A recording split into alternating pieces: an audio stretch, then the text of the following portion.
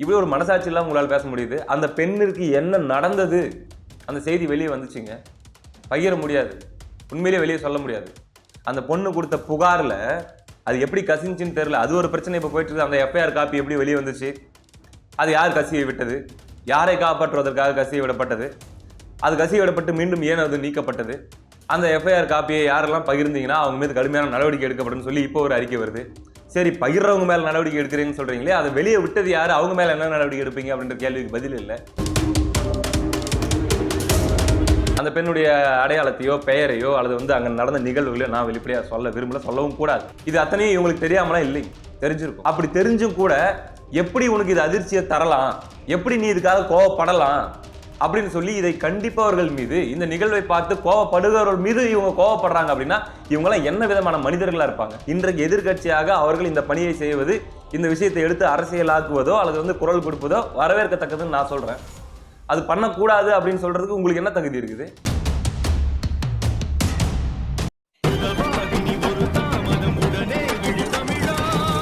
அனைவருக்கும் வணக்கம். இன்னைக்கு தமிழ்நாட்டையே புரட்டி போட்டுக்கிற ஒரு செய்தி, பெண் பிள்ளைகளை பெற்றவர்கள், அவர்களோட பிறந்தவர்கள் அப்படின்னு சொல்லி பெண் பிள்ளைகள் இருக்கிற ஒவ்வொரு வீட்டிலுமே இருக்கிறவங்க மிகுந்த அச்ச உணர்வோடு பார்த்து கொண்டிருக்கிற ஒரு செய்தி. இதை பற்றி நம்ம காலையிலே ஒரு வீடியோ பண்ணியிருந்தோம். அதில் ஒரு 5 கேள்விகள் இந்த சம்பவத்தை சுற்றி மறைக்கப்படுகிறதா அல்லது எதனால் இதெல்லாம் கேள்விகளாகவே தொங்கி நிற்கின்றன அப்படின்னு சொல்லி நம்ம ஒரு 5 கேள்விகளை, மக்கள் கேட்குற கேள்விகளை எடுத்து நம்ம பேசியிருந்தோம். அந்த வீடியோ பார்க்காதவங்க அதை பார்த்தீங்கன்னா உங்களுக்கு புரியும். அப்படியாக ஒரு 19 வயது மாணவி, அண்ணா பல்கலைக்கழகம், அது சாதாரண ஒரு பல்கலைக்கழகம் கிடையாதுங்க. இந்திய அளவில் அவ்வளோ புகழ் பெற்ற ஒரு பல்கலைக்கழகம், பாரம்பரியம் மிக்கது.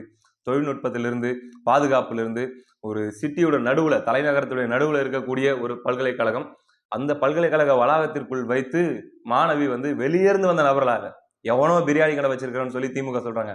அவன் யாருன்னே எங்களுக்கு தெரியாதுங்க, அவன்லாம் ஒரு யாருன்னு எங்களுக்கு என்ன தெரியுமா, அவன் எங்கேயோ பிரியாணி கடை நடத்திட்டு இருக்கிறான் அப்படின்ற மாதிரி அவங்க சொல்றாங்க. ஆனா அந்த மாணவர்கள் என்ன கேட்கறாங்க, போராடக்கூடிய மாணவர்கள்லாம், ஏங்க இந்த கேம்பஸை பாருங்க, இதுக்குள்ள யாராச்சும் அப்படி ஈஸியா நுழைஞ்சிட முடியுமா? வெளியே தெரியாதவங்க அப்படின்னு உள்ள நுழைஞ்சிட முடியுமா? செல்வாக்கு இல்லாதவங்க நுழைஞ்சிட முடியுமா? இவன் தொடர்ச்சியாக இந்த வேலையை பண்ணிட்டு இருந்திருக்கிறான் அப்படின்னா இவன் யாரு அப்படின்ற ஒரு குற்றச்சாட்டை, ஒரு கேள்வியை அவங்க மத்தியில் எடுத்து வைக்கிறாங்க. இது சம்பந்தமாக திமுக அமைச்சர் போற போக்குல ரொம்ப தெளிவா சொல்லிட்டு போறாரு.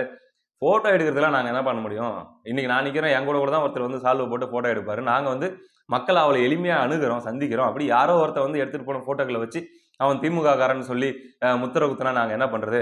அப்படி நாங்க ஒருவேளை போட்டோ எடுக்காம நாங்க அவாய்ட் பண்ணோம்னா உடனே பாத்தியா மக்களை ரொம்ப நீங்க டிஸ்டன்ஸ் கீப் பண்றீங்க, மக்களை நீங்க மதிக்க மாட்டேங்கிறீங்கன்னு சொல்லி இப்படியும் நீங்க பேசுவீங்க. அதனால இதெல்லாம் ஒரு குற்றச்சாட்டா? அவன் யாருன்னு எங்களுக்கு தெரியாது, அவன் குற்றவாளின்னு தெரிஞ்சவனே நாங்க நடவடிக்கை எடுத்துட்டோம் அப்படின்ற மாதிரி திமுக தரப்பு சொல்லுது. ஆனா எதிர்கட்சிகள் ரொம்ப ஸ்ட்ராங்கா, குறிப்பா அதிமுக சொல்லணும் அப்படின்னா, உண்மையிலே இந்த விஷயத்துல அதிமுகவை பாராட்டணுங்க. என்னதான் இருந்தாலுமே 3.5 ஆண்டுகளாக எதிர்கட்சியா இருந்துகிட்டு என்னதாங்க பண்ணிட்டு இருக்கிறீங்க அப்படின்னு சொல்லி ஒரு கிட்டத்தட்ட ஒரு வெறுப்படைய வைக்கக்கூடிய சூழல்ல தான் அவங்களுடைய செயல்பாடுகள் இருந்துட்டு இருந்துச்சு. இன்னைக்கு அவங்களுடைய சத்தம் சமூக ஊடகங்கள்ல டாமினண்டா இருக்கிறத நம்மளால பார்க்க முடியுது. திமுகவுடைய இந்த மறுப்புக்கு இந்த பொறுப்புல இருக்கக்கூடிய நபர் தான், அந்த நபர் போன்ல பேசின அந்த சாருன்ற நபர் யாரு, இவராதான் இருக்குமோன்னு எங்களுக்கு சந்தேகம் இருக்குதுன்னு சொல்லி கிட்டத்தட்ட தெளிவாக சேலஞ்ச் பண்ணி, உங்களுக்கு துணிவு இருக்கிறதா, ஒப்புக்கொள்றதுக்காச்சும் உங்களுக்கு திராணி இருக்கிறதா அப்படின்னு சொல்லி கோவை சத்யன் அவர்கள் ஒரு வீடியோ வெளியிட்டு இருக்காரு. அந்த வீடியோவை நான் போடுறேன். வணக்கம். இந்த அண்ணா பல்கலைக்கழகத்தில் பால் ஒப்படைப்பில் ஈடுபட்ட ஒருத்தர் கைது பண்ணவர் திமுகவோட உறுப்பினரே இல்லாமல் வாய்க்கூசமாக போய் சொல்கிறீங்களே அமைச்சர் ரகுபதி அவர்களே. சைதாப்பேட்டை கிழக்கு மாணவரணியோட துணை அமைப்பாளர் அப்படிங்கிறது ஊருக்கே தெரிஞ்ச விஷயம். வேகமாக நேற்றுக்கு இரவோட இரவா அவரோட சமூக வலைதள கணக்கில் எதுக்கு முடக்குனீங்க, எதுக்கு தூக்குனீங்க? 2க்கும் மேற்பட்டவர்கள் அப்படிங்கிறதுல மேற்பட்டவர்களை மறைச்சி 2 நபர்கள் அந்த கொடுஞ்செயலில் ஈடுபட்டிருக்காங்க. 2வது நபர் பற்றி இது வரைக்கும் தகவல் எதுவுமே கொடுக்காம காவல்துறையை மௌனம் காப்பது ஏன்? திடீர்னு எல்லா சிசிடியும் வேலை செய்யலன்னு சொல்கிறது யாரை காப்பாற்றுவதற்கு? அந்த 2வது நபர் வட்ட செயலாளர் அளவுக்கு பொறுப்பில் இருக்கிறவங்க செய்தி வருவது உண்மையா? யாரை காப்பாற்றுவதற்கு இந்த நாடகம் நடக்குது? யாரை காப்பாற்றுவதற்கு இந்த காவல்துறைக்கு அழுத்தம் கொடுத்து அறவழியில் போராட்டக்கூடிய அதிமுகவினரை கைது செய்யறது மட்டும் இல்லாமல் ஊடகத்தில் எதுவும் பேசக்கூடாதுன்னு சொல்லி ஊடகத்தை தடுப்பதற்கான காரணம் என்ன? மு.க. ஸ்டாலின் பயமா? களத்தில் அதிமுக, பயத்தில் ஸ்டாலினா? உங்கள் கட்சி நிர்வாகி தான் இது அப்படின்னு ஊருக்கே தெரிஞ்சவரும் கூட ஊடகத்தில் வாய் கூசாமல் பொய் சொல்வதற்கான காரணக்காரியம் என்ன? உண்மை பேசும் துணிவு உங்களுக்கு எப்போ வரும்? நடவடிக்கை எடுக்கதான் துணிவு இல்லை, உண்மை பேசும் துணிவு உங்களுக்கு எப்போ வரும்? இந்த நேரத்தில் அதாவது வட இந்தியாவிலிருந்து செயல்படக்கூடிய ஊடகங்கள் ஹிந்தி, இங்கிலீஷ் அப்படின்னு சொல்லி அந்த ஊடகங்களே செய்தியாகிருக்குது. இந்திய அளவில் இந்த விஷயம் பேசு பொருள் ஆகியிருக்குது. அங்கே போட்டு இதை கிழிச்சிட்டு இருக்கிறாங்க, அதை பற்றி பேசிட்டு இருக்கிறாங்க. இப்படியெல்லாம் ஒரு அழுத்தம் கிரியேட் ஆன பிறகு, அதாவது சமூக ஊடகங்கள் எல்லாரும் பேச ஆரம்பிச்சு வேற வழியே இல்லாம தவிர்க்கவே முடியாத விஷயமா இது மாறினதுக்கு அப்புறம் இன்னைக்கு காலையில இருந்து இங்க இருக்கக்கூடிய மெயின் ஸ்ட்ரீம் மீடியாக்கள் இதை பத்தி செய்திகள் வெளியிட ஆரம்பிச்சிருக்காங்க. ஒவ்வொரு அப்டேட்டா அவங்க கொடுக்க ஆரம்பிச்சிருக்காங்க. அதில் பல திடுக்கிடும் செய்திகள் நம்ம கேள்விப்பட முடியுது. இப்படி இருக்கக்கூடிய சூழல்ல எல்லா எதிர்க்கட்சிகளுமே இந்த விஷயத்துல குரல் கொடுத்துட்டு இருக்கிறாங்க. இதுல விஜய் அவர்கள், தாவேகா தலைவர் விஜய் அவர்கள் ஒரு அறிக்கை விட்டிருந்தாரு. அது இந்த குற்றச்செயலை கண்டித்து இதுக்கு நடவடிக்கை எடுக்கணும்னு சொல்லி ஒரு அறிக்கை விட்டிருந்தாரு. இதுல தப்பு இருக்கா? எல்லாருமே இதுதானே சொல்லிட்டு இருக்கிறோம். இதுல ஒன்றும் குற்றம் இல்லைல்ல. ஏன்னா அப்படி ஒரு விஷயம், ஒரு கொடுமையான ஒரு விஷயம் நடந்திருக்குது. இத இன்னைக்கு திமுகவுடைய கூட்டணி கட்சியான விசிகாவில் இருக்கக்கூடிய ஒரு எம்எல்ஏ உடைய மனைவியாக இருக்கக்கூடிய டாக்டர் ஷர்மிளா, உங்க எல்லாருக்குமே தெரிஞ்ச முகம் தான்.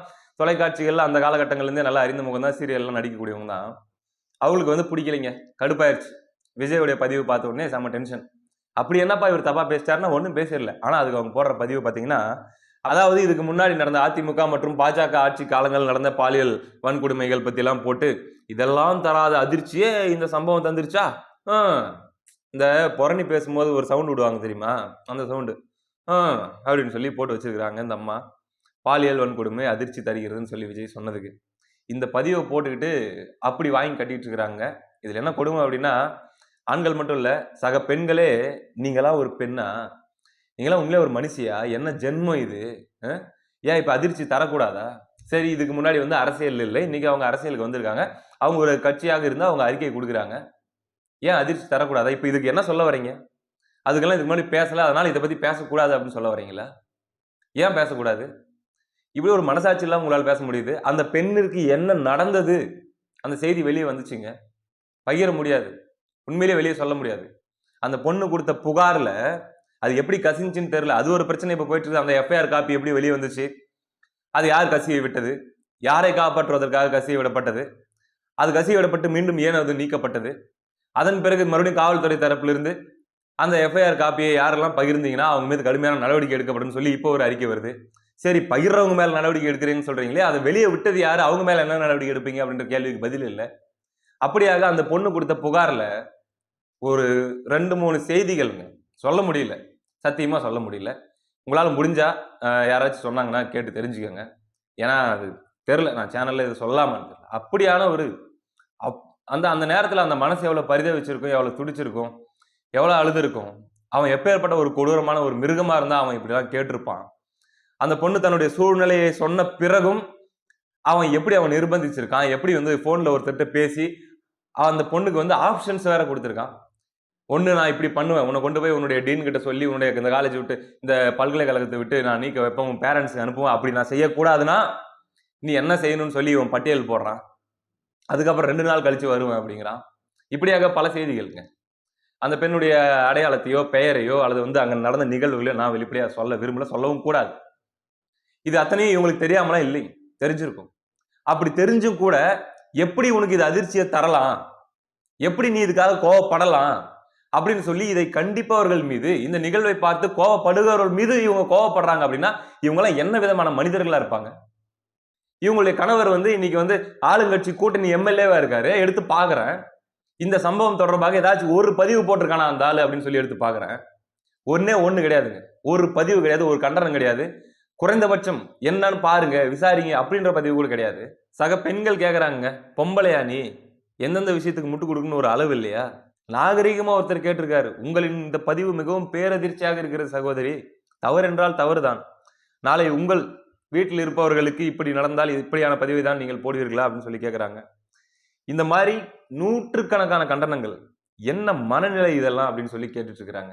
ஆனா அப்பயுமே தான் எழுதியது தவறு அப்படின்ற குற்ற உணர்ச்சி அந்த பதிவை அழிக்கணும் அப்படின்ட்டோ அல்லது அதை ஒரு வருத்தம் தெரிவிக்கணும் அப்படின்ட்டு இல்ல. அதெல்லாம் பேசினியா, இதை மட்டும் பேச வந்துட்ட? எந்த அளவுக்கு இவங்க இறங்கி போய் முட்டு கொடுக்குறாங்க அப்படின்னு பாருங்களேன். சரிப்பா, விஜய் பொங்க கூடாது, விஜய் பொங்கறதுக்கு தகுதி இல்லை, நீங்க பொங்க வேண்டியது தானே, நீங்க பெண் தானே, பெண் உரிமை போராளி தானே, எல்லாத்தையும் பேசக்கூடியவங்க தானே, நீங்க பொங்குனீங்களா? இல்ல. ஏன் அப்படின்னா திமுக ஆட்சியில நடந்துருச்சு. அது இல்லாம சம்பந்தப்பட்டவன் திமுக காரன் அப்படிங்கிற மாதிரி வேற எதிர்கட்சிகள் குற்றம் சாட்டுறாங்க, சேலஞ்ச் பண்றாங்க. பாத்துரலாம், நாங்க சொல்றோம் அப்படின்ட்டு. நாளைக்கு தமிழ்நாடு முழுக்க போராட்டம் அறிவிச்சிருக்காங்க. இன்னைக்கு சென்னையில போய் ஆர்ப்பாட்டம் பண்றாங்க. அந்த ஆர்ப்பாட்டத்தின் போது கைது செய்யப்பட்டு அந்த அந்த ஆர்ப்பாட்டத்தை தொடங்குறதுக்கு முன்னாடியே அவங்க கைது செய்யப்பட்டு மண்டபங்கள்ல அடைக்கப்படுறாங்க. அதிமுகவின் முன்னணி தலைவர்கள் எல்லாரும் இந்த பக்கம் பாஜக போராடுறாங்க. இந்த நிலையில அதிமுக ஒரு அதிரடியான ஒரு அறிவிப்பு போடுறாங்க.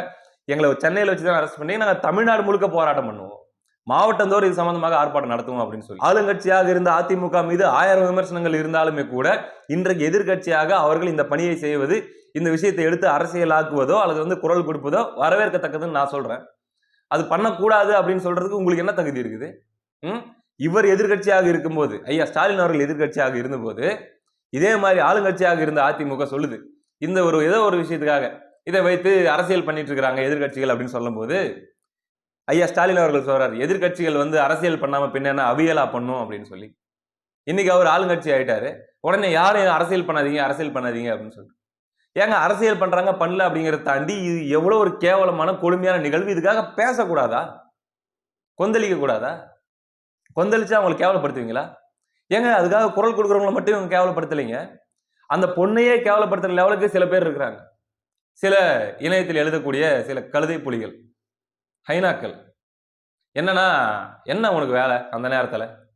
அந்த நேரத்துல உன்னை யாரு அங்க போய் இருக்க சொன்னது? இவன் கேட்கறது மேலோட்டமா பார்த்தா ஆமா தானே அப்படிங்கிற மாதிரி கூட தோணலாம். ஆனா என்ன நோக்கத்துக்காக இவன் கேட்கறான்? கைது செய்யப்பட்டவர்கள், குற்றவாளிகள் என்று சொல்லப்படுபவர்கள், சந்தேகத்துக்குள்ளாக்கப்படுபவர்கள் இங்க பேசு பொருள் ஆகிடக்கூடாது. அதனால பாதிக்கப்பட்டவங்களே நம்ம என்ன பண்ணிடலாம் அப்படின்னா, நீ ஏன் இப்படி போன அப்படிங்கிற மாதிரியான ஒரு குற்ற உணர்வு நோக்கி நம்ம தள்ளலாம் அப்படிங்கிற மாதிரி எழுதக்கூடியவங்களும் இங்க இருக்காங்களே. இந்த நொடி வரைக்குமே அந்த கேள்வி அப்படியே தொங்கிதான் நிக்குது. யாரு அந்த சாரு? அந்த சார் என்று சொல்லப்படக்கூடிய நபர் யாரு?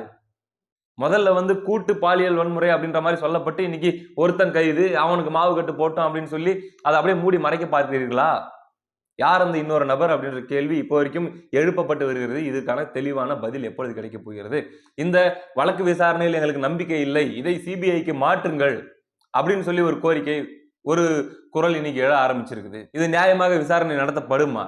சம்பந்தப்பட்ட உண்மையான குற்றவாளிகள் வெளியே வருவாங்களா? இல்ல இவன் தான் அந்த உண்மையான குற்றவாளியா?